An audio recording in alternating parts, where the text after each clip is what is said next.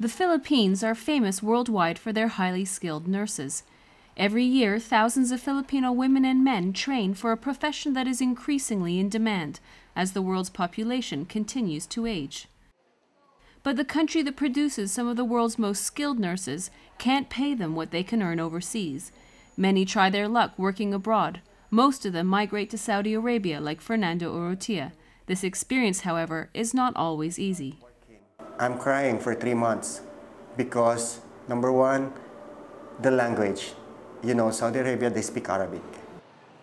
The exodus of skilled Filipino workers has led to a crisis in the country's healthcare, with wider implications for the entire society. Now,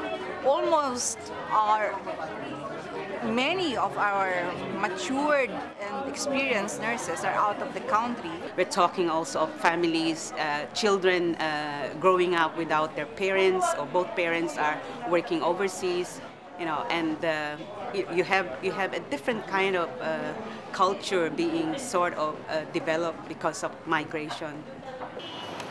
For some migrants, the dream of finding a new life abroad turns into a nightmare of exploitation, abuse, and hopelessness. Women are particularly vulnerable, especially in sectors where there is little protection from national legislation, such as domestic work and agriculture. For us, it is very important, for example, the issues of migration status. Are they going abroad documented or undocumented? As you know, when they are going abroad undocumented, they are much more vulnerable. The protection of Filipinos working abroad has been a concern for the Philippines government.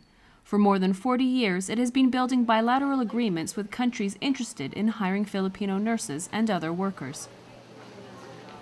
In partnership with overseas governments, the Philippines Overseas Employment Administration regulates recruitment, contracts, and employment in destination countries, especially in Saudi Arabia, the destination of 3/4 of Filipino nurses working overseas.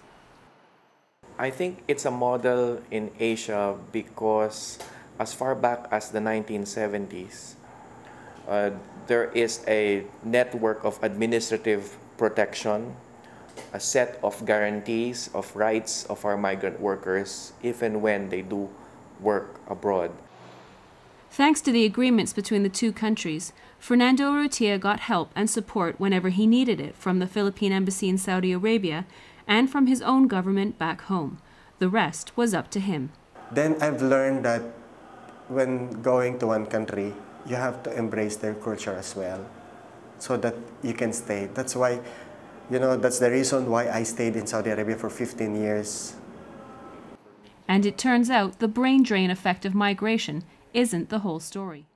We're also emphasizing the brain gain effect, which is at some point in time when these nurses return, they shall have derived a wealth of experience abroad, more talent and more skills, and therefore they may bring it back here to either reinvest and share the skills or talent that they have acquired abroad. Fernando is proof of migration's brain gain. When he came back home from Saudi Arabia, he got a master's degree and a job as a professor. Now he is teaching student nurses who want to try their luck working abroad. I want to share my knowledge, I want to share my experiences to these student nurses because they are the new generations, and nursing is not just like you want to earn dollars. It's a vocation, it's a calling.